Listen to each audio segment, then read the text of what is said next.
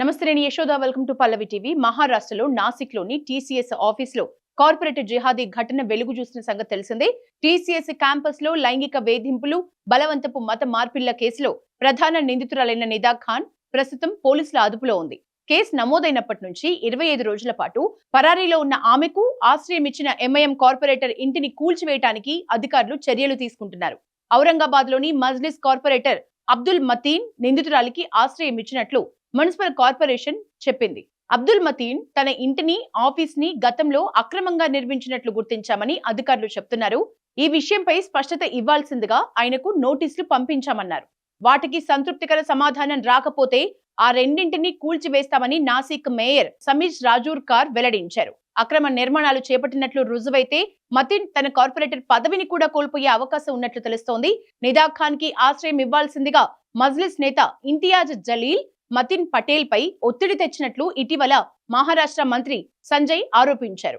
ఆమెకు, ఆమె కుటుంబానికి ఆశ్రయం కల్పించిన వారిపై కూడా సిట్ దర్యాప్తు చేయాలని డిమాండ్ చేస్తూ సీఎం దేవేంద్ర ఫడ్నవీస్ కి లేఖ రాశారు. దీంతో పోలీసులకు నిదా ఖాన్ ఆచూకీ దొరికింది. ఈ నెల 7న రాత్రి ఛత్రపతి సంభాజీనగర్ లోని కార్పొరేటర్ నివాసంలో పోలీసులు ఆమెను అదుపులోకి తీసుకున్నారు. నిదా ఖాన్ కి ఆశ్రయం ఇచ్చి తప్పించుకోవటానికి సహాయపడిన ఎంఐఎం కార్పొరేటర్ అబ్దుల్ మతీన్ ని సైతం నాసిక్ క్రైమ్ బ్రాంచ్ పోలీసులు అదుపులోకి తీసుకున్నారు.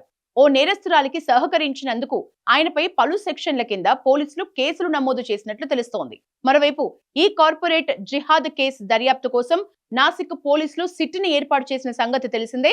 టీసీఎస్ క్యాంపస్ లో లైంగిక వేధింపులు, బలవంతపు మత మార్పిళ్లకు సంబంధించి మొత్తం 9 కేసులు నమోదయ్యాయి. ఇప్పటి వరకు మేనేజర్ సహా 8 మంది అరెస్ట్ అయ్యారు. ఈ క్రమంలోనే నిదా ఖాన్ పేరు బయటకొచ్చింది.